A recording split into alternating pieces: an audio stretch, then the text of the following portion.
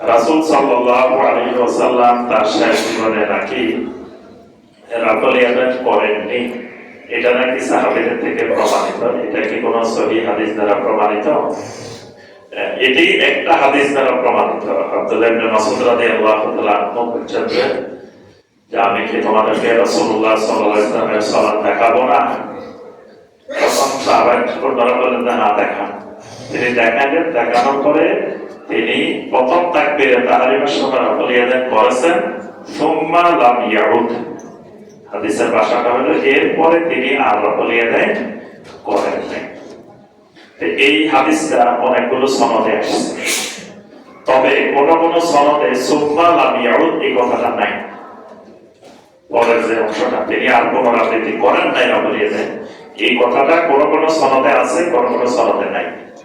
তো মুহাদ্দিসিনে কেরামদের অনেকে বলছেন যে তার এই কথাটা পরবর্তীতে কেউ সংযুক্ত করে দিয়েছেন, এই কথাটার উপরে আপত্তি আছে। তো মূল কথা এটা ছাড়া আর রাফল ইয়াদান করেন নাই এরকম দলিল আর নাই। কিন্তু রাফল ইয়াদান করেছেন এই ব্যাপারে 4 শতাধিক সহিহ হাদিস। 400 মোকাবেলায় একটা হাদিস, সেটা যদি সহিহ হয় তা তো প্রশ্নই আসে না, সেটা তো মানে গলার মধ্যেই আসে না। একটা বিষয় যদি 400 সহিহ হাদিস থাকে আর একটা সহিহ হাদিস না মিলতেছে না, তাহলে সেটা বলা অপেক্ষা রাখে না যে 400 মোকাবেলা এটা দাঁড়াতে পারে কিনা। আর একটা সবচেয়ে বড় কথা হলো ইমাম বুখারী রাহিমাহুল্লাহ তিনি জুজউ রাফল ইয়াদান, শুধু রাফল ইয়াদানের উপরে একটা হাদিসের গ্রন্থ সংকলন করছেন। তো এই হাদিসের গ্রন্থটা সংকলন করে উনি ওখানে প্রশ্ন করেছেন যে নবী সাল্লাল্লাহু আলাইহি ওয়াসাল্লাম শেষ জীবনে করেন নাই, এই মর্মে তিনি কোন হাদিস পৃথিবীতে খুঁজে পান নাই। তিনি প্রশ্ন করেছেন কেউ যদি এরকম কোন হাদিস খুঁজে পান যে নবী সাল্লাল্লাহু আলাইহি ওয়াসাল্লাম শেষ দিকে সে করেন নাই, আর আগের দিকে কেন করছিলেন? সাহাবায়ে কেরামের মধ্যে মূর্তি রাখার অভ্যাস ছিল।